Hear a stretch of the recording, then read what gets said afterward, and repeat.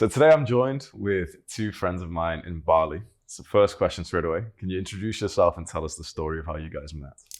Okay, I'll lead. My name's Ibrahim. This is Maggie. Hello. You want the long story or the short story? Yeah, long story. All right. So I've been living here in Bali for about a year, originally from the UK in London. Came over here, was introduced to two amazing women actually, who I was connected with, who I started hanging out with and being friends with. Maggie, over where were you at the time in LA. In LA, was friends with these ladies. Actually, this is a good tip for anyone who wants relationship advice, just to get straight into it. If you can become friends with women and somehow make a good impression, which I did unknowingly, that is the best way. Literally, yeah, literally, like that is the best way to attract a woman, because I think instantly what it did was she saw us being friends and it just built that trust. Whereas like it's not like I approached her in like a club and I'm like 20 other guys trying to like get her attention. It was just like she saw me first, and then we connected, saw her, and I could see her values and who she was as a woman straight away. And instantly I was like, hey, come on my podcast. Nice. First date. And then that was our first date. So it was actually online, which is kind of crazy. That the first day of the time we talked is actually on YouTube, which is kind of wild. But yeah, basically from that point, we just really deeply connected. 6 weeks later, Maggie was here in Bali. Oh, nice. Okay. Yeah. So you were friends with one of your friends, or? So one of my really close friends, he was hanging out with, and in a non-sexual way. Just Just to be clear. Yes. And it actually made me super interested. I was like, who is this guy? Like he, seems very down to earth and spiritual. And I was just like, I was just very curious. And so I followed him, and then he slid into my DMs. Nice. And it was What like, did you say? it was super basic. I think it was like, hey, I think you're like a really great candidate. I'm super interested in what you have to say about nutrition. Would you like to come on my podcast? And I was like, sure. Which I'll say on that, like, this is good for like dating advice, is like, I actually do have genuine curiosity as well. Like, obviously I thought she was like very attractive and I like had those romantic interests, but I was also very interested in what she was doing in terms of her actual like work. So it was authentic in that sense, and it was just like a good opportunity to still get to know her outside of that as well. What was your work at the time?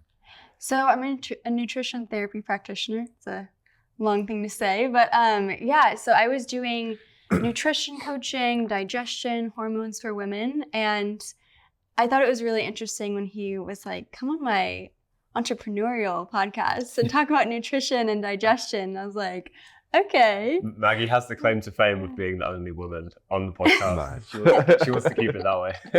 Yeah. So yeah, and I came on the podcast, and I didn't know what to expect, honestly. I was super nervous, and it just like the conversation just flowed, and we talked for 3 hours, and then I was like, I want to continue talking to this guy. And I could tell he was so genuinely interested in what I had to say. And that like honestly turned me on so much. I was like, who is this guy? Like, he's so down to earth and interested. And I'd never really felt like that presence before from a man. And I was just like, okay, he's different. Even though he's in Bali.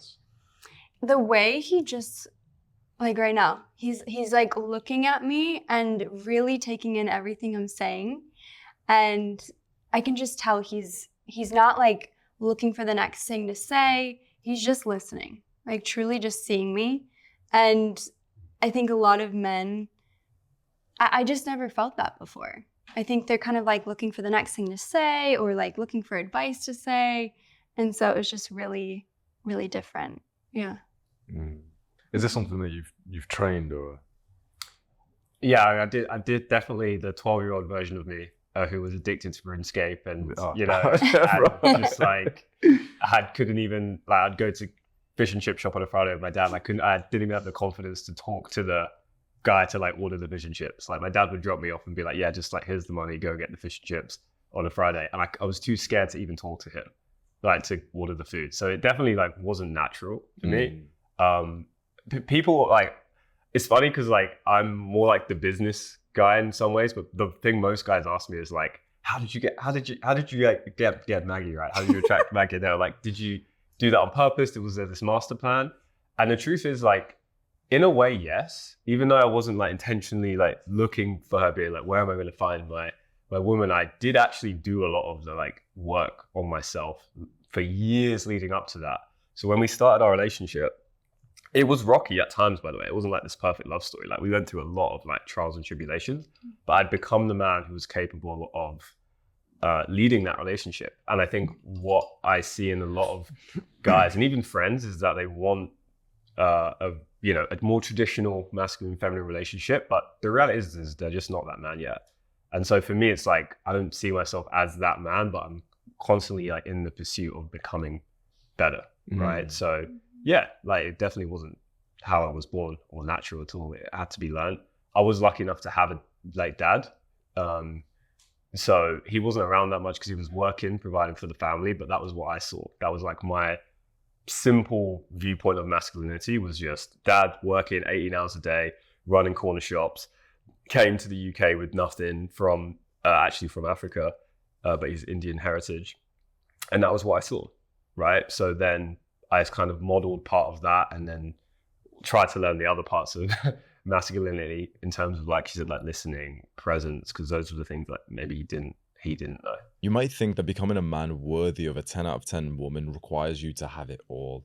Looks, money, and status. Or maybe you think it's impossible for you to attract girls given how the dating market is in the modern day. But I'm going to tell you the truth. The quickest way to attract a woman where you have amazing chemistry is actually easier than you think. By avoiding the bad habits that turns women off, and by doing more of the good habits that turns them on, you'll be able to get success in your dating life so much easier than usual. That means that you'll get significantly more interest in regular, healthy, normal women in just a few weeks. If you want the cheat codes to do this for yourself, go click the top link in the description right now to check out my newest dating guide. This is exclusive content that I'm giving away for free, and I'm not even putting it on YouTube because I don't want this to be saturated by the algorithm. If you're curious in learning some of the biggest secrets in dating, love, and sex, click that top link in the description for that guide right now. So you've been on this journey, becoming more of a man.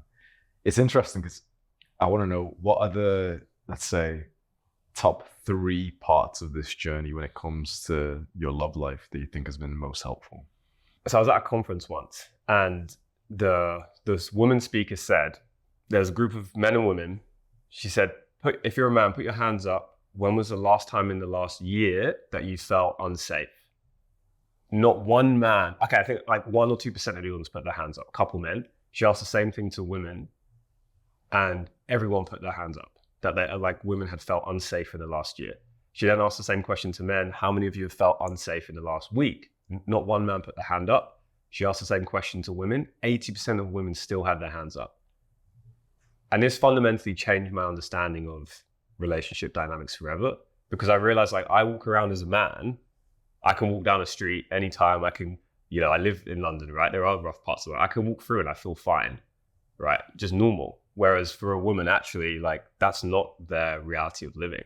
They actually aren't safe in a lot of scenarios. Not to say, like, put fear in it, but the reality is, if there is a man and there is a woman and the man wants to do something, like, he can do something. Point at me, bro. If there is a man, if there is a stay away from no, but for real, like, basically what this taught me was that women actually fundamentally that don't feel safe a lot of the time, right? And that safety is like, without going into the spiritual side, it's like that root, right? That root chakra, like your groundedness is all about feeling safe, right? So if you don't feel safe, fundamentally, like, that's the bottom of the pyramid, right? Which everything is built off of. And so I realized, like, as a man, like, that is the number one most important thing that I can provide. Firstly, is actually safety to a woman. And most men don't think about that because they themselves don't feel unsafe, so they don't think it's a big deal. But oftentimes it's the things that we as men take for granted and given that is actually, like, the most important to women. Yeah, like, in our space, it seems to be just constrained at just financial safety. Yeah. So for many masculine guys, all they're focusing on is just making money so they can provide. And that's definitely, it's a big step up of doing nothing and not providing. The issue is, in this modern world, when women are making their own money, it's, as a man, you're not going to find your place in the world by just trying to provide, because she can do it herself now. Many women are making even more than men are these days. And so there's a quote which I like, which is in The Way of the Superior Man, which says, when a man's value is no longer based on how much money he earns, how does he know where his status is, where his Mhm. level is? And it actually says like it's his presence, his depth of awareness, his Mhm. ability to make the feminine feel heard and feel safe. Mhm. So it's interesting that that's like one of the first things you picked up with Mhm. is you felt heard, seen, and safe. And that was like a major source of attraction. Immediately. And I love that book. We actually sat down and read through it together one day, and we were just like, he's like, okay, this might trigger you. And I was like, no, I actually agree with this. Yeah, I was like, you know how like a lot of guys, they'll be in like the self-improvement space and they'll like almost like hide it from women, be like, oh, I just learned all these things from Hamza, but I don't want to tell anyone, right? Like, how many guys do that? They don't want to admit they watch your content, right? For whatever reason, but you know they do. It's the kind of the same thing with these books, right? We were actually staying at Mike Chagg's place, and we were staying in his actual room, so I was looking at his books and where the Superior Man was there, right? Nice. And I'm reading it and I'm like, damn, I was like, this could really trigger her right now. I was like, let's just read it together. We actually recorded it as a YouTube video. And we was just like, it was just me trying to find like the most, what I would have thought being provocative things and just being like, what do you think, honestly? And what the funny thing was is like, we actually agreed on, I think, everything in the book, but it required like sitting down, just actually having a conversation about it and not coming from like, oh, like men are better or women are better. It's like, no, like we're different, but from a higher perspective, we are equal in the sense that like, you know, there's that whole debate about are men and women equal? It's like, yeah, from a high perspective, we are, but we're also very different, right? In terms of our roles, in terms of our biology, like we're completely opposite actually, right? So we sat down and went through it, and it was actually a really fun time, like just going through the book together. What would make you think it'd trigger her? Just certain things about like, you know, we'd spend at the beginning, this was close to the beginning of a relationship. We're in Bali, like we're doing all these amazing things. And then it's like, the man should focus only on like his purpose, not only, but like that's the number one priority, right? And I was like, yeah, I absolutely resonate with that. I don't know how Maggie's going to feel about, it's almost like saying she's number two, right?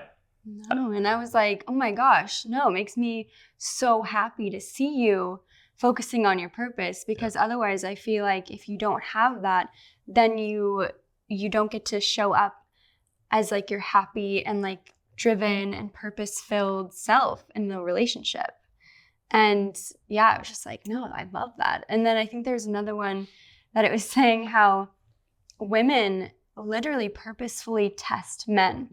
And I was like, yes, we do. And that is our job. We're here to test you and to see like, okay, you know, I'm going to like say this thing. Are you going to show up grounded, you know, really see me in this? Or are you just going to get offended and, you know, not pass the test basically? And so I was like, yeah, I didn't even know we did that, but we do. Can you give me an example of that? Let me give you one example. Yeah. I feel like this happened this morning. And this is the thing is like, I don't think women even realize they're doing it. Yeah. It's a subconscious thing, right? It's like Literally, a constant thing. Coming to this podcast this morning, right? We were like, all right, waking up, we didn't have too much sleep, right? So I was like, right, we have to make sure we get up at this time. And I'm just making sure things are moving in an orderly fashion, but whilst making sure she has enough time to like get ready and stuff like that, right? And we get to the point where we're about to leave, to get on time, to leave at the agreed time. And she's like, maybe I should have like a rice cake and some almond butter. Like, what do you think? Right? And that's the test, right? It's like, do I go, no, we need to leave right now? Or me go, no, we've got plenty of time. Like, take your time, like go and enjoy it and just patiently wait, right? Like that.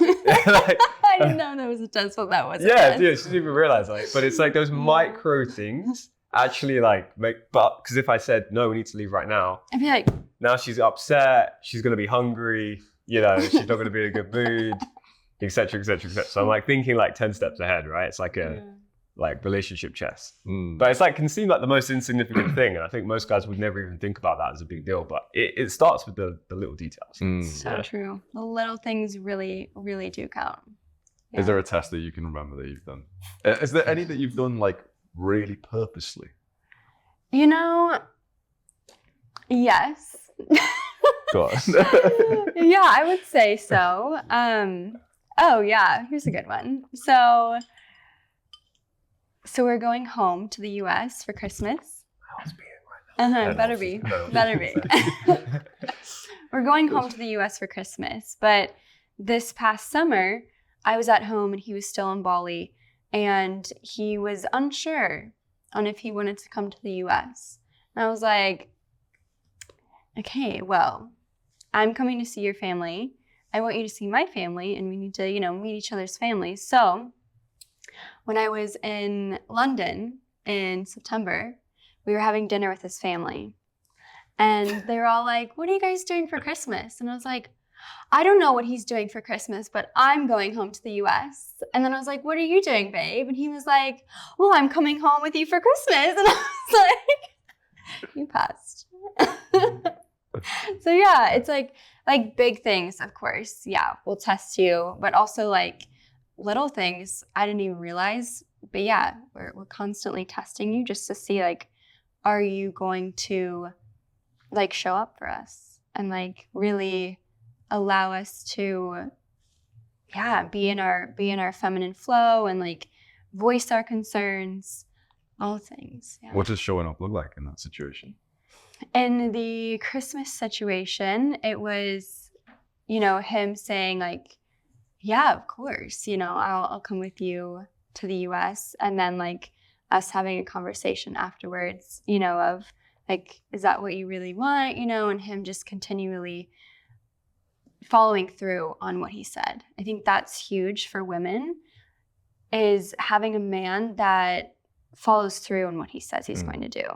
Like an action-oriented man, it's so sexy. Like if you say you're going to be here at this certain time and you do that, or anything, like we can trust you, it feels safe. And it's like, that's what we want, just a man that when they say they're going to do something, they're like, all right, I said it, I'm doing it, Integrity.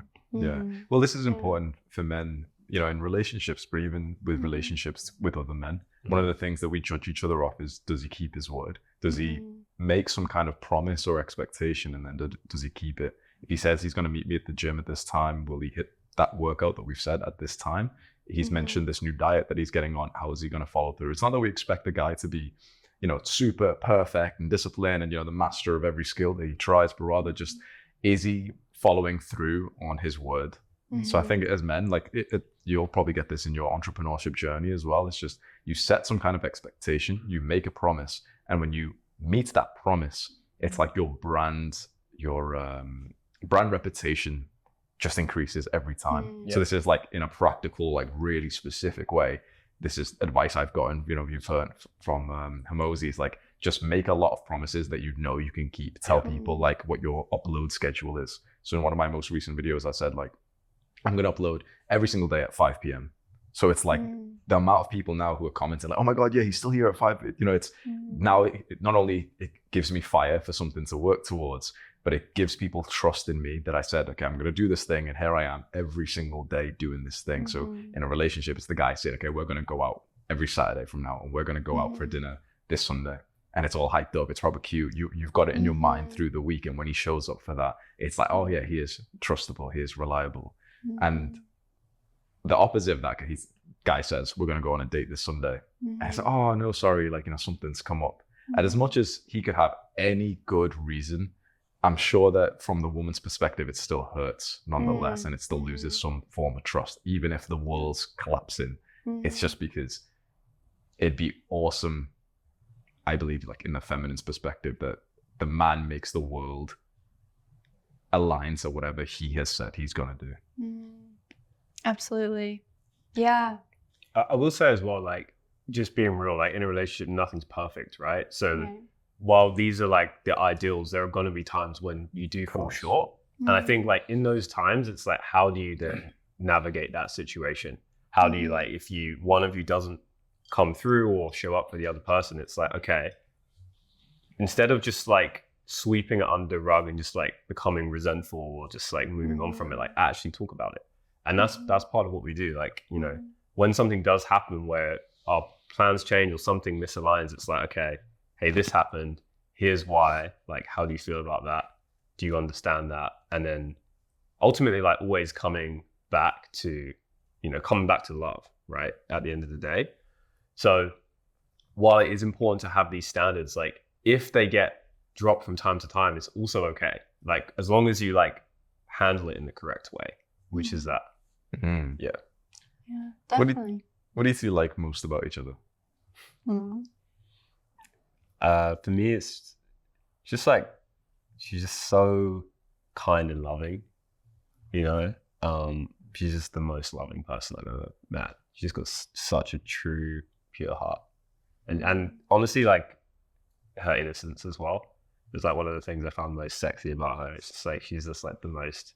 You know, we were talking about these other podcasts, like Fresh and Fit. She's like, yeah. She doesn't even. I have no idea what that even is, you know.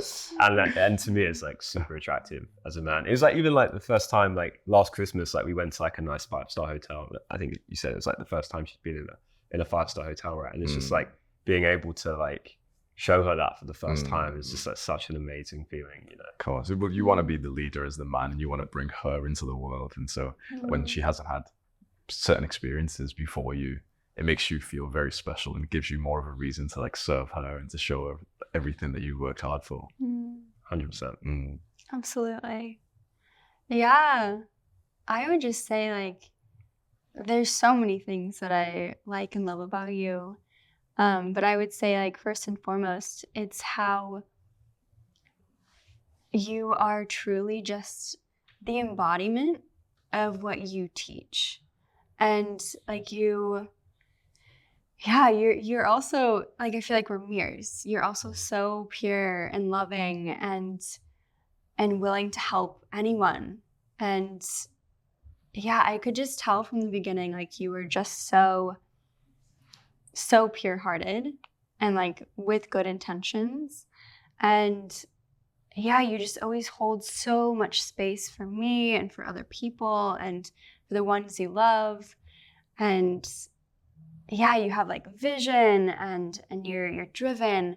And yeah, I just love how you get excited about the same things that I get excited about. And yeah, I could go on, but yeah, there's a lot of things. Yeah. Sweet. I feel good about myself now. Yeah. So I wanted to talk about spirituality then, because you both have done a lot more exploration than most people have, than I have. You've even hosted your own breathwork sessions. You've hanged out with Mike Chang, who's done a bunch of work there, energetic sessions.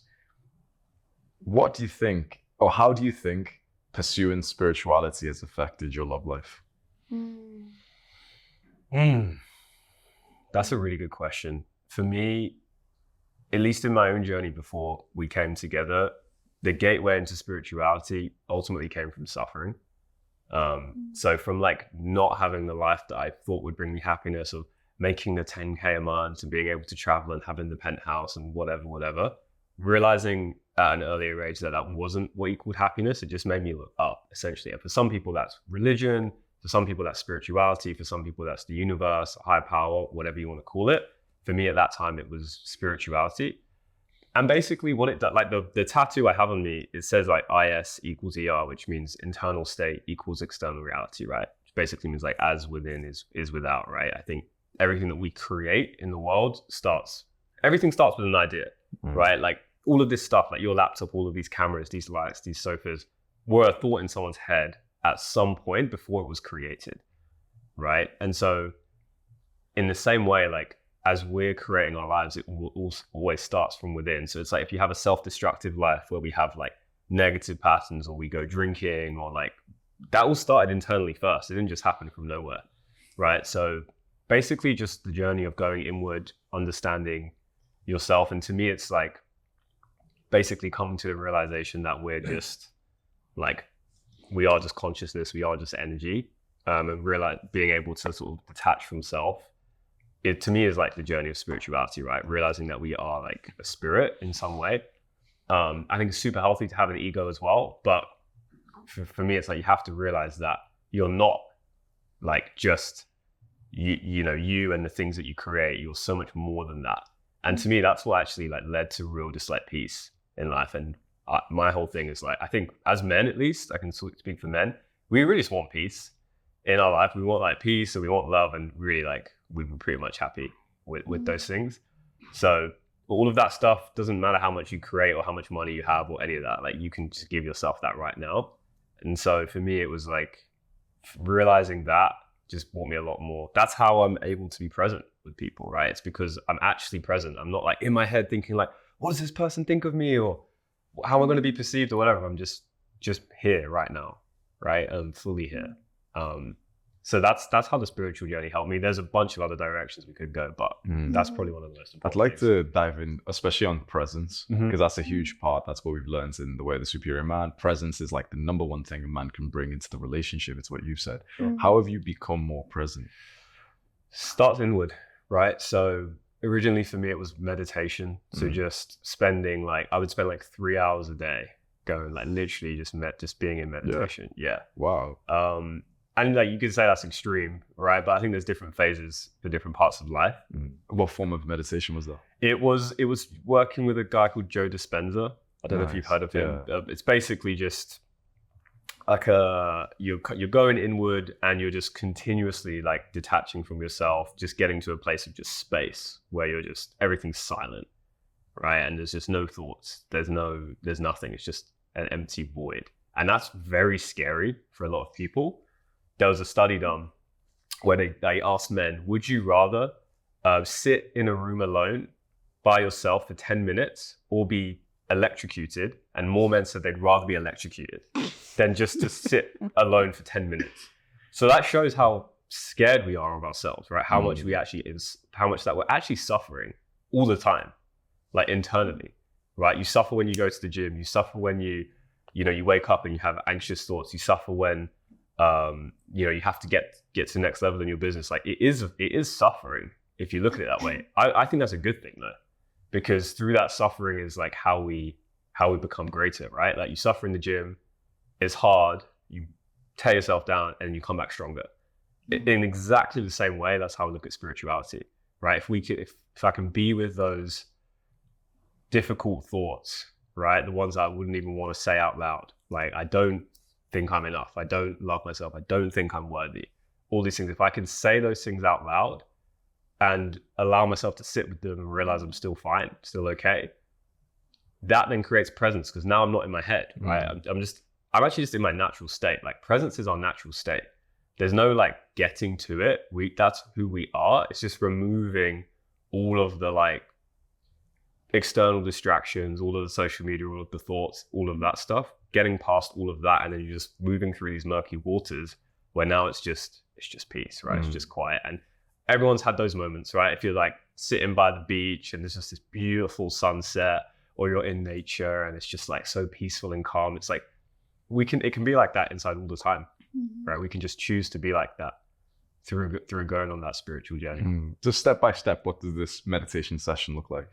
Literally, just to keep it super simple, what I would recommend most people start is you just sit down, have no expectation.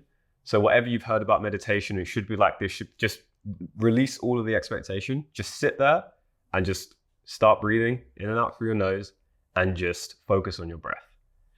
Every single time a thought comes in, and they will, realize that as soon as you realize a thought comes in, that's a good thing. And you come back to your breath. Because what most people do and why they struggle with meditation and say, oh, I'm not a good meditator or whatever, is because they think you need to be in this perfect, peaceful Zen state. It's like going to the gym and saying like, oh, I just failed at a rep, so I'm not good at the gym. You'd be like, no, you just got to failure. That's good, right? You just grew. In the same way, it's like that with meditation, right? Every time you realize there's a thought, just come back to your breath. And that's a win. That's a rep in the gym every single time. And you just do more and more and more of those reps. It doesn't need to be more complicated than that. Just do that.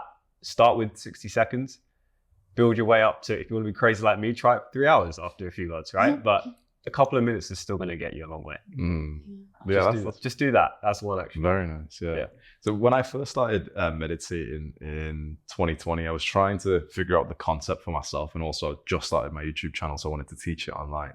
And I made something which I called the mindfulness framework after only like a month of meditating, where it was just kind of like basically like a square with like 4 corners, just like this, with arrows to each section. And it was basically what you just described, of like start and you're aware of your breath, and you'll lose consciousness of your breath and you'll go deep into a thought, but you're not really aware of it just yet. Then the next step is you're aware now that you are mindless, that you are currently in a thought. And finally, it's like just bring the attention back to the breath. So I did it like, maybe I'll have the picture up on screen. I'll show you afterwards because it's so like similar to what you've just explained. And what I called it was like bicep curls or like squats for the brain. Like this is 1 rep every time you go about this. And so when I was telling people online, like in the early days of YouTube, and people asked me for advice, I always would tell them, no, it's a good thing that you're getting these random thoughts when you meditate, because that's just an opportunity to get 1 more rep. The process of meditation, like in my experience, has just been, you are currently in a thought, just come back to something which is in the present moment. It's that return to the present moment, which is like the reps of as many as we want to get. You've got the opportunity to get like 10,000 a day. And what's beautiful about meditation is if you only get like 5 reps a day, you actually make a lot of progress. You do 100 reps a day, your life changes forever. Yeah. 100%. Yeah. And I actually learned this from a monk. This is that for me, that's where it's the same thing, but essentially a monk told me that. And that was when it shifted my whole paradigm, going from like, I'm doing it wrong to I'm doing it right. Right. And then now, instead of getting negative reinforcement every time you lose, you're now getting positive reinforcement. Simple as that. Yeah. And one thing I will say is, like, you mentioned the breath work earlier. For a lot of people, even myself, like sometimes I'm like, oh, I've got so much stuff going on. Like I could meditate and force myself to sit there, but there are also like other ways that you can be in a meditative state. So it doesn't just have to be like sitting down, going like Om, and like counting your breath. You know what I mean? Like there's many ways to meditate. You can walk in nature, that can be meditative. I like to do, we obviously host breath work stuff.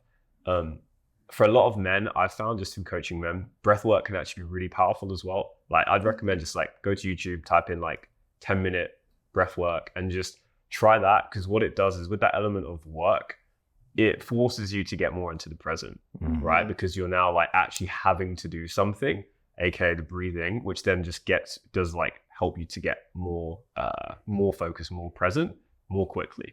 So if you are someone who's listening who struggles with meditating, try breath work. That's what I personally do most of the time now. Which kind of breath work?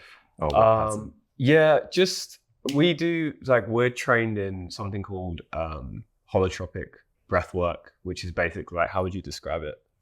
It's also called circular breathing. But I would say for someone starting off with breath work, that's like if you want to do a whole journey, you would do circular. But if you're just wanting to get into it yourself, and a lot of us spend so much time being chronically stressed, so it's really good to start with breath work that's really good for the parasympathetic nervous system. And that means like taking a deep breath into the belly and then making sure your exhale is longer than the inhale. So you can count like in for 4, out for 8, in for 4, out for 8. And you can do that through your nose or through your mouth. But yeah, it doesn't have to be anything like crazy intense. It doesn't have to be a long breathwork session. Like we do one for 5 or 10 minutes in the morning, and we're like, okay, I'm energized, I'm ready. Like we're feeling ready to take on the day. But yeah, I also agree that doing breathwork for people just starting off with meditation actually might be better, because I have a lot of clients that are like, I just can't sit there in silence for 5 minutes or 10 minutes. Like my brain just goes. And so having something to focus on is really helpful. Yeah. Having meditated for about 3 years, and when I first started, I went up to 1 hour fairly quickly as well. What I will say is, like, I'll basically recommend breath work 9 times out of 10 to someone instead of meditation. I think meditation is very important, and it's very good to counter the problems of the modern world. Like everyone's attention spans are so fried these days. Everyone's on like Instagram reels, mouth breathing and stuff. So when you get to meditate, it's like, it's the exact opposite of what you're doing with all this content consumption and everything, which is awesome. But what I will say is to the guys watching this, you would be surprised just how quickly breath work will improve your life. There's not, the narrative online that everyone talks about, it's like there's no hacks that will give you immediate results. There's a few hacks in self-improvement in health that will give you like literally immediate life-changing results. And I believe breathwork is one of them. It's profound that in literally 20 seconds, you can get out of a depressive state, get out of this massive mood that you've been in, just because you've actually breathed like fully, all the way down, all the way back up. You do it for like 3 breaths, you feel better immediately. Yeah. Exactly. Yeah, we spend like all day just breathing in our chest, which actually makes the body think that, okay, oh, we're in a stressed out state, so we need to like be on edge. But if you just literally breathe into your belly, you're sending messages to your body that it's okay to relax. And I mean, if you think about children, they're constantly just belly breathing, and they're like so happy and carefree, and that's like what our body truly craves, is just like have those deep breaths so you can feel more centered and focused. And you can do it throughout the day for like a minute. You know, you don't have to sit down in the morning. You can do it just throughout your day as well. Yeah, if you're like, even like right now for you and like everyone listening, if you just put your hand on your belly, like notice where your breath is. Is your stomach like tense? Are you trying to have like abs and like look jacked, or is it like actually relaxed? Because your stomach will tell you everything about your state, right? And we're trained to like, particularly even for women, to like suck it in. It's actually super unhealthy. Like what you want is it to be relaxed. Like let your belly actually hang out. Yeah, because then you are actually in a more relaxed state. And contrary to like what a lot of like red pill guys will probably tell you about like this energy you need to be in, like actually the more relaxed you are, like the longer you can go for, the more productive you can be, because you're essentially like using less energy to like get the same work done. So if you look at like why like people who pursue spirituality or whatever like live longer, it's because they are just like more relaxed. Oh, totally. Essentially, right? And so like if peace is the goal, which is one of the goals for me, it's like let's just be like that in the day. And there's going to be times where of course you don't want to be relaxed. Like if you're in the gym, of course that's the time to tense, to let out the animal, to be in the masculine state. But then there's also time to just be in a calm, relaxed state and just realize, like, try it. See how much more work you can get done. See how much more productive you can be. See how much more present you can be when you yourself are relaxed, right? Because it's like there's something called like the law of state transference, right? If I'm calm and centered right now, then you're more likely to be calm and centered right now, right? If you're like jumping around all over the place having a good time, like I'm more likely to be jumping around all over the place and having a good time, right? We got into the sauna, into an infrared sauna yesterday, right? And I was like, I find this funny. I just did like a hyperbaric chamber. I was like tired, so I was like hyperbaric chamber, infrared sauna at Nirvana. And then I get in and I'm like, oh, time to just be zen and just like, you know, like go into that state. And there's these 2 guys in there. As soon as I get in there, they start blaring Rufus to Salt and just literally fucking fist hammering dancing, yeah? And I'm literally like looking up and like, why God did you put me in this position right now? I just want to relax, right? But then suddenly, like after a few minutes, like I start like, I'm like, yo, looks like I'm on my knees again. And then 10 minutes later, I'm like moving. 15 minutes later, we're having a rave. Like we're actually having a full-on rave in the infrared sauna. And then none of us talk to each other for 30 minutes while we're doing this. And at the end, we're like, yo, that was sick. Like same time tomorrow. Don't even know their names. And then like go and have like the best night, like crush work in a good state. And it's because like his state transferred onto me, right? And so it can be like a positive thing, like when we're sharing these vibes and energy, you know. I like that. Yeah. There's a young guy, just to repeat what we just said, okay, so belly breathing is very important and we don't want to get stopped. We don't want our breath to stop near the chest. If there's someone watching this right now and they've got both of their hands like this, but they only feel their chest rise and the belly isn't moving as they breathe, what can they do? Well, they can work on expanding their belly through breath work, or they can do spinal energetics, which that is actually a huge foundation for what I do in my energetic sessions. Is I'm helping the breath travel the full length of the spine, because a lot of times we have tension in our body that actually like kind of keeps that breath stuck, and it keeps it from being able to even travel to our belly. And that's why our nervous system is like an overdrive. We're in sympathetic mode all day long. It's because our breath is literally not even traveling throughout our entire spine. So you can do breath work, spinal energetics. Yoga also is great, you know, to help move the body and the breath at the same time. I know a lot of guys will be like, I'm not doing that. But honestly, it's really powerful for really helping the body and mind connect as well through the breath. Yeah, just for the guys listening, like I actually, when you asked me earlier, how do I become more present? I actually did yoga for like 2-3 years. Just at home, I would just do like 20, 30 minutes a day. And basically what I found with yoga is it's the same kind of thing as meditation, where it gets you out of the mind and into the body. And so the more in the body you are, aka not thinking in the mind and just present, then the more you're gonna show up like that in life as well. So there's actually a really good YouTube channel. It's called Man Flow Yoga. So it's like yoga for men. I don't know if you've ever seen that before, but it's all free on YouTube. Like, recommend checking it out. Okay. Yeah. But so these are the things that someone can do in the long term. Let's say if right here, right now, like in this, they're just about to go give a presentation or something, and they haven't had this history of training yoga or breath work. Is there some kind of cue or something we could literally do within 30 seconds to feel more relaxed? Yeah, definitely. Like taking 30 seconds to either close your eyes or just focus on a point and just begin to fully breathe in. I'll do it right now. Fully breathe into the belly. And then on the out breath, let yourself melt a little bit onto either a seat or the floor that you're standing on.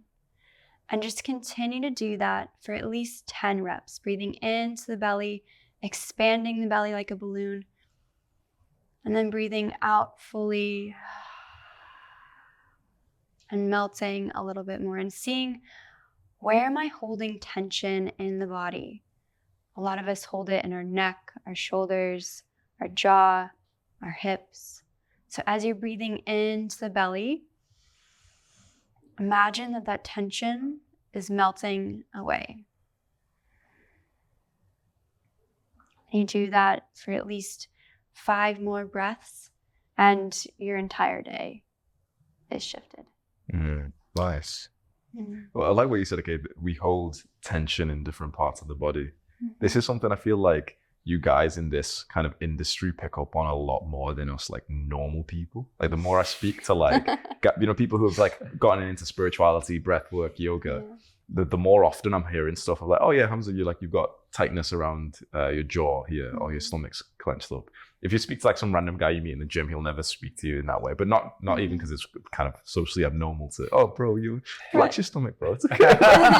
Just because people don't know this, but every time I've really spoke to someone who's really ventured far in spirituality, it's like they could just see it physically on you, and they'll be like, oh, like you've got tension in your jaw right now, try and relax that. Or I've had a good few like yoga teachers and breathwork teachers, and it's incredible how much like something as random as like I keep tension in my jaw, and so if I don't relax that, it's like I'm still in that slight parasympathetic response of sympathetic of like just this stress state, which many guys won't think that's important, but when your body is in, there's 2 modes. There's like fight or flight, and there's what is it? Fight or flight, and then rest and digest. Yeah. So parasympathetic is rest and digest, and then fight or flight is sympathetic. Okay. It's really confusing. Basically, your body's in like a sort of survival mode or thriving mode.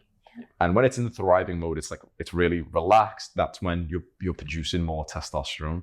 But when it's in the survival mode, that's when you're producing more cortisol. So if there's loads of young guys, this is the way to speak to them. Just tell them it's going to affect the testosterone. They're like, what? Okay, taking notes now and stuff. It's just when you are in that survival mode and your cortisol is high through the day, your testosterone is going to be lower. So many guys don't realize that one of the, like a kink in the hose of their testosterone is literally that they're just shallowly breathing. And so this is why I've started speaking about it so much more to my audience of young guys, because your testosterone, then your muscle mass, your confidence, all of the things that comes down to like that vigor that you can have as a man, it's just constrained if your breath is only going this far. Like I guarantee this is like a little actionable step to the young guys watching this. The next time you've got like a little social event, if you just do what Maggie said and you take like 5 conscious breaths before you get there, you're walking over to the room that everyone's in.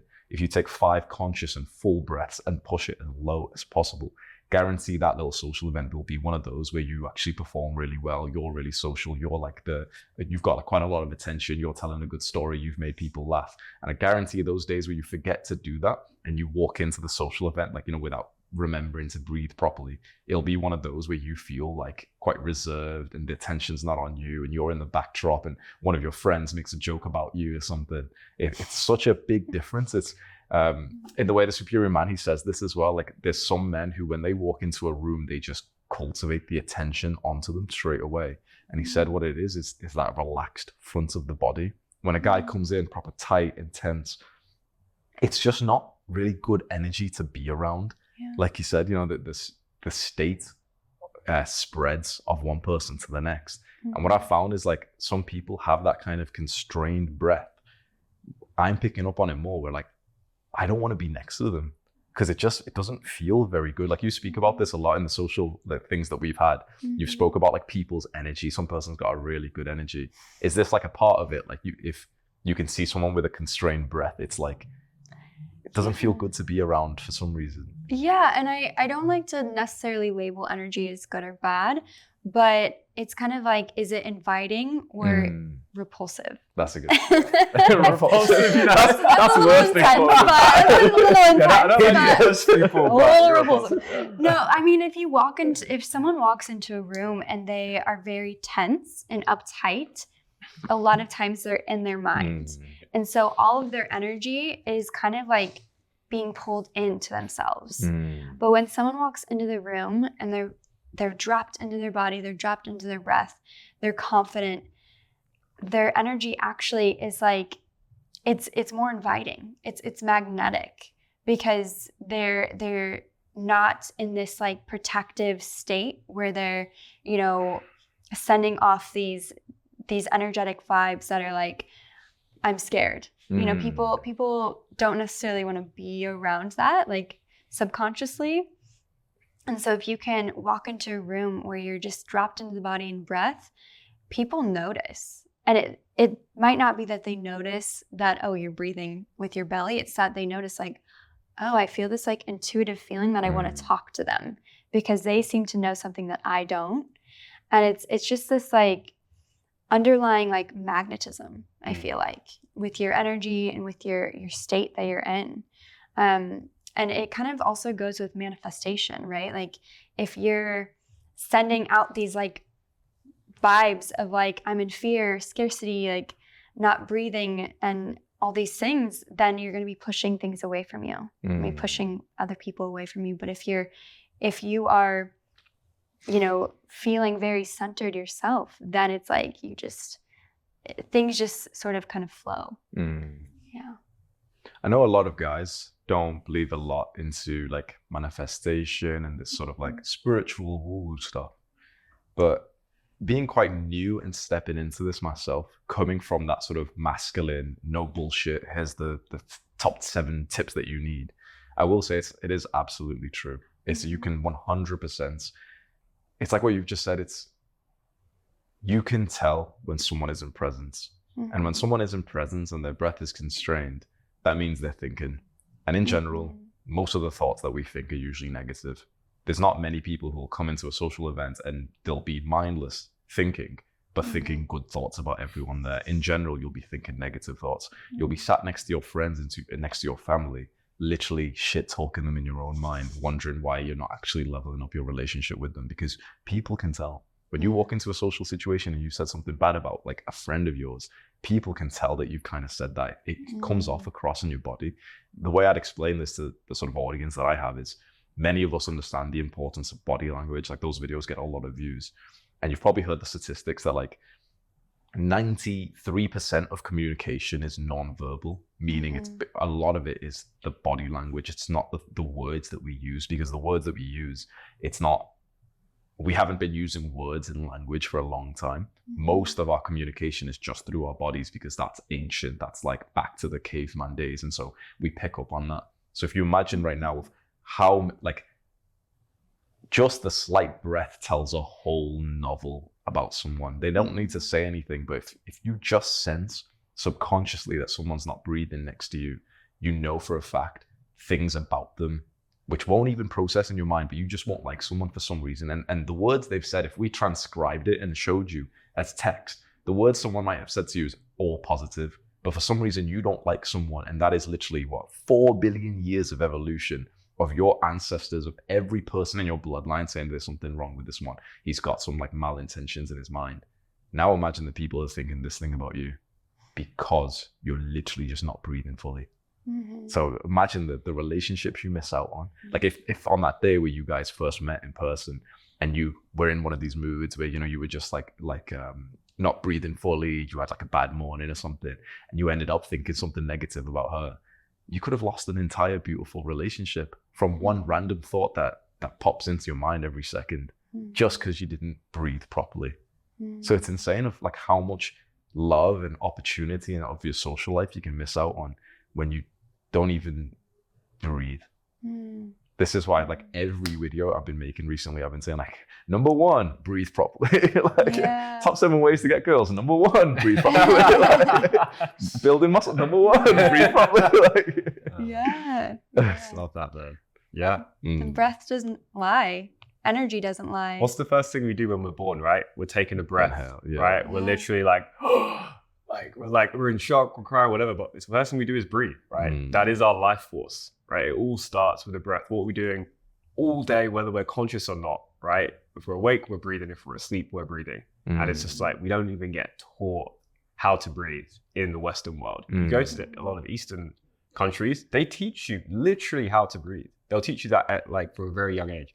Here's how to breathe properly, but we don't get taught that. So that's one thing I want to commend you for, is like, you're giving young men the education they should have got in the system with these things. And they sound like simple in a way. They are simple, but it doesn't mean like it's not important. Actually, like, the simple things are the most important. So like, you can listen to this being like, how they're talking about breath for like 20 minutes, but that shows how important it is, right? Because actually you can go so deep on it. Well, if you're a businessman, it's like, it's just leverage. So when we think about improving our businesses, we think about what's the highest leverage, like what's the thing that I can do that has an outweighed effect on the rest of my business? What is, if I can improve one thing of my entire business, if I improve, for example, my speaking skills as a YouTuber, that's extremely high leverage, because all of the rest of my entire company hinges on speaking. Now, if I improve the story that I tell in the intro of my videos, like every video starts with a story, all of my company relies on that first story, because that's like the most important part of every video, right? So it's like, storytelling is very high leverage for me.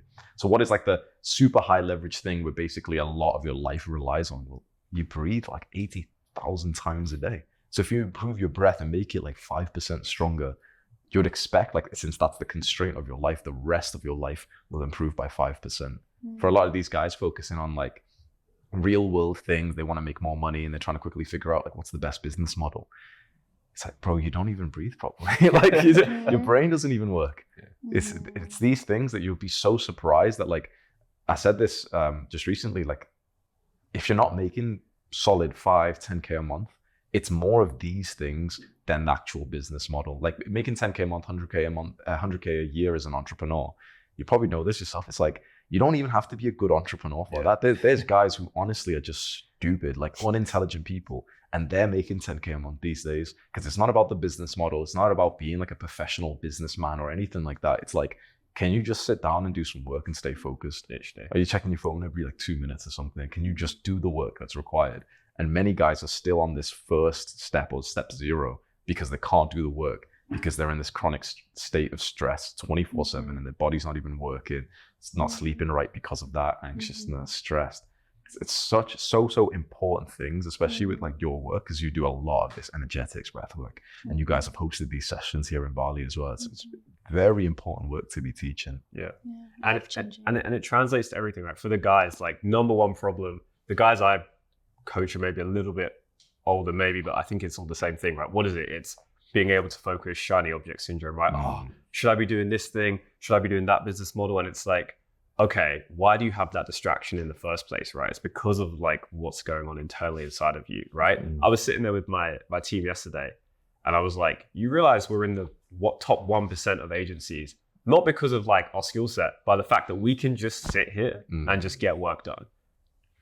That's it. Like, we could be doing the wrong work for 6 hours of the day, but the fact that we can just sit there and work is moving us in the right direction, right? And we can only do that because of these things, right? Because we're breathing properly, because we've got our internal state checked out, because we are training and we're just in a good headspace, right? It's just like, you can do 2 hours of work a day and like not be productive, but if those 2 hours are actually like impactful 2 hours where you're in the right headspace, it's leverage, like you said, at the end of the day, right? But then if you can do both, like, you can be like this guy, wake up at 3 a.m. every day, It's like this crazy dude, and be in a good state, then yeah, like you're just gonna have more of everything, right? Which is obviously, it's always best if you can do both. But like you said, 5-10K a month, it's just mindset. Literally, it's just like have a good business model, like be in the right business model for you, which can be basically anything you can make 5-10K a month in, and just have a good mindset, be in the right state. I wouldn't even say be in the right business model, honestly, because you can be in the wrong business model. Yeah, true. Crappy, like, oh, you know, the market's not so great. It doesn't even matter. Yeah. Honestly, 10K a month is like, obviously it sounds condescending now, because for 99% of the world, that's a huge amount of money. And it's not that I'm not saying it's a big amount of money, but the actual business skill involved in getting to that first 10K is very low. When you, it seems like this massive mountain, but when you're on the bigger mountain and you look back to that mountain, you realize like, bro, all you have to do is stop touching your dick. That's it. Stop doing that. Stop watching YouTube for like 6 hours a day. Don't watch any short form content. Meditate for 5 minutes a day. Don't eat sugar. Probably don't eat many carbs either. And just work for like 3 hours a day. That's it. But people overcomplicate it because you're trying to find this. I love even on our relationship podcast, we end up speaking about business. We'll segue it back. Yeah, we'll go back to love. So one point I've got here is I wanted to learn your biggest lessons on love. So if you think back to the entirety of your relationship, what are some like huge insights? And even though they could be the ordinary things, but the importance of them, kind of like how breathing is, like what has been like some of the most important things that you've learned and that you've implemented? I think for me, it was learning that like one of the most important things women need is just to be loved. I know it sounds so simple. And to me, like you really find out about love during the hard times, because it's really easy to be in love when you're traveling around Bali, or you're doing like getting massages, or you're doing whatever, or you're on holiday, right? It's really easy to feel love because it's just, you're just in a good environment. But to me, like where love is really cultivated is like through the struggle, through the hard times, through when we do face adversity, and then we get to see like what is our real character. So to me, like when I look at love, it's like in those hard times, can you still come back to love? Can you still love that person even when they didn't show up as their best self? Even if you didn't show up as your best self, can you still come back to love? And to me, like at least right now, like that's more where my headspace is at, right? Because my belief is like, if you're just open and if you just are in a loving state, basically like everything pretty much flows from there. Like you will live a good, happy, fulfilled life. Like if you want to go and make the most, you know, if you want to make 10K, 100K a month, like, do you think you're going to get there quicker in a really pessimistic, angry state or in a loving state, right? If you want to, you know, have an amazing relationship, do you think you're going to get there in a pessimistic state or a loving state?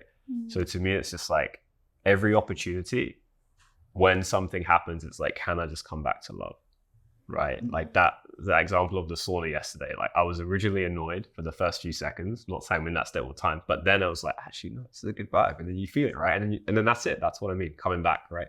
Coming back to that loving state. So yeah, that's probably like top for me right now. Most top of my chair. Nice. And you, Maggie? Yeah, I would say the biggest thing that I've learned is that love is a choice, and who you're with is a choice, right? And so it's truly just fully accepting that and fully accepting like who you're with and accepting them for who they are, not trying to change them, not, you know, visualizing the perfect version of them and then hoping they turn out like that. It's like accepting them for who they are right now, today, and loving them right where they are. Because I think it's easy to, especially with social media, it's always like you can manifest the perfect person for yourself. Like you write out this list and you can have the perfect man or woman that you want. But it's like, okay, you do that and then you're with them and then they have these like little quirks, you know, these things that kind of like bug you. And it's like, can you come back to love?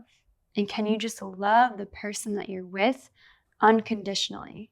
And that is like probably one of the hardest things that I feel like someone can do in this life, is to just continually accept the person they're with, continually come back to love, continually see them for who they are, because we're constantly changing, we're constantly growing.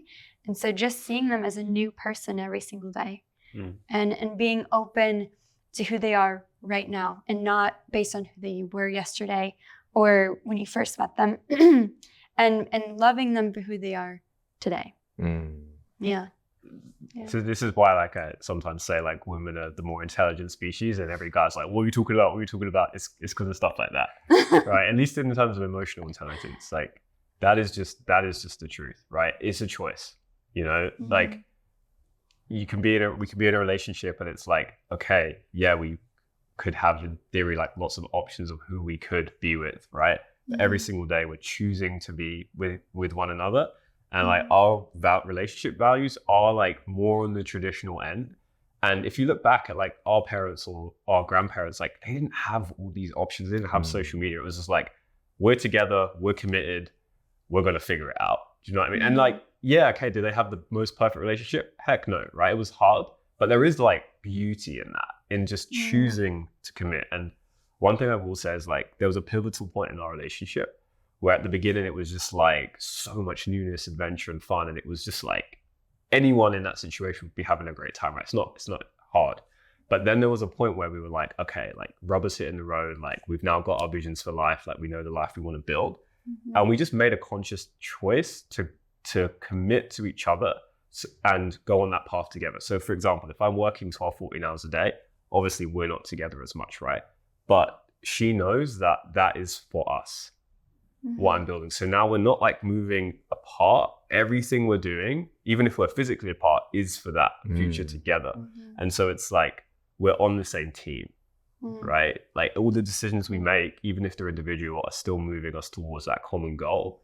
And that's for us, is like having a family that is like settling down in the future. And a lot of guys will say to me, like, particularly younger guys are like, oh yeah, I can't have a girlfriend right now because I'm just focused on business.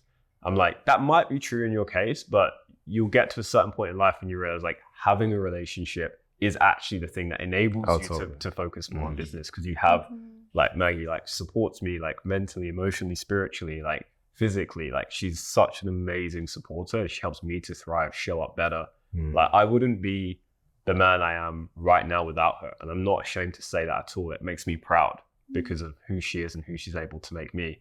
And it doesn't make me less than it. It's like 1 + 1 = 4.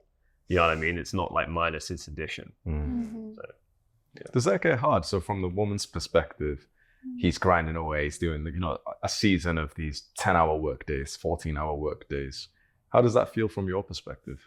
Some days it's hard because I miss him, but then I remember like he's doing it for us. It's not he's doing it for himself. He's doing it for me. He's doing it for our future children.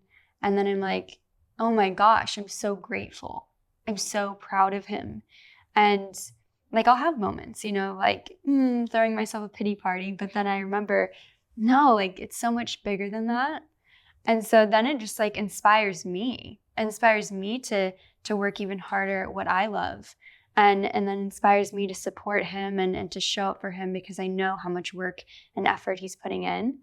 I think a lot of women, that's where some like kind of friction comes in, where it's like, you know, my man is, you know, always working, he has no time for me. But the thing is you have to voice that and make sure that because I do sometimes voice like, hey, like we need to spend more time together, or like, you know, it's hard when you're coming home at 1 a.m. and I'm sleeping.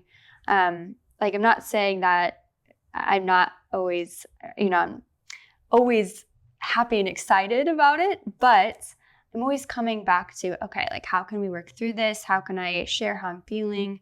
But most of the time I feel like very happy and excited that he's doing that, because I know it's for us. But some days it's hard. Yeah, and I just voice that. Yeah. And I'll say like, I've like not done that in the past, like, and where I have given too much time and away from the business. And it's just like, what actually happens is my testosterone, your testosterone just goes down. because you're spending too much time together, and that's the most repulsive thing. Did you end up to a woman. resenting her as well? Yeah. Well, yeah, from my side, but then she's also less attracted to me. Yeah, because you're not present. Exactly. Well, I'm not present, but I'm also like not focused on my mission, right? And like it all comes back to hormones, and like you can explain it all biologically, right? Men, we're our best self when we've got high testosterone. For women, it's estrogen, right? And so if we're focusing on our mission, going to the gym, it's increasing our testosterone. When we're actually spending time together, it's actually like increasing estrogen, which means our testosterone is actually lowering. So that's why, like, if you're a man and you feel like this urge to like get away or just need to like, so I have an office right here. I could work from home. We have a home office, but I choose to have that office because I need that physical space because it gives me the opportunity for my testosterone to rise. And it's not because I want to be away from her or I don't want to be around her. It's nothing personal. It's just how men are biologically wired. So we need that space to actually like be drawn back and to want to come home, and it's like coming home from war. You know, like you've just crushed a day, and now you're like it was actually like last night. I came home at like 12:30 at night, right? And she, like, I don't know if you waited up for me or you were up anyway. So yeah, she's like, waited up for me, right? And I came home, I just like crushed business for that day, and then she's just sitting there, and she's like, just the first thing is she just smiles when I come back. And to me, like, that makes that whole 12-hour day worth it. Like, in that one split second. And I said that to her, right? I said, like, that literally made me like the happiest. It was like that little simple thing. And so for women, it's like, you don't have to be like a man in the way that a man provides. It's literally just the smallest things, like a smile, like being supportive, like, you know, if the laundry comes in, like choosing to put it away, not because she's a woman and she needs to do the laundry, because she actually chooses to, and it's like a feminine quality. Like these small things for men, it's like we actually don't need that much. Like we're actually like pretty simple to make happy. It's like you just like were happy I was home and I'm good. You know what I mean? Like I'll go work 12 hours now. Yeah. Like for real talk, like it's those little tiny things. Yeah. Yeah, sometimes I literally say that, like, I know you say that women are more like emotionally intelligent, but I'll talk with my girlfriends and we're like, honestly, I feel like men have an even bigger capacity to love in a way. It's like you guys have like this more just kind of like pure intention of like, I just want to love you and like provide for you, and women were over here like testing you and like you know, and it's like it's like truly though, there's no, like, I think that it's so beautiful, the masculine and the feminine, and how we come together, and when we're both in our own essence, it just works. It's so, you know, when you're working hard and you're in your masculine, that's so sexy. And then like when I'm like providing and not providing, but you know, doing the little things at home that make you feel cared for, like you're like, that's sexy, you know. It's just the little things that when you're actually just living out like just a part of your essence, like whether masculine or feminine, it really adds so much to the relationship. It's just natural. The way I look at it is it's just our natural state, right? When we're doing the things that I believe like God put us here to do as men and women, when we just do those things, everything just flows, right? It's actually just like easy. You don't have to like, you still need to work your relationship, but like things just move forward, right? And you can consciously like create that. You know what I mean? Like it doesn't have to be by accident. You can take these bits of advice from like things, guys like you, implement it, and then you just see the difference, right? It's simple. You guys are amazing. Thank you for your time today. Thank you so much. Nice one, brother. Thank you, Megan. Thank you. Nice one, guys.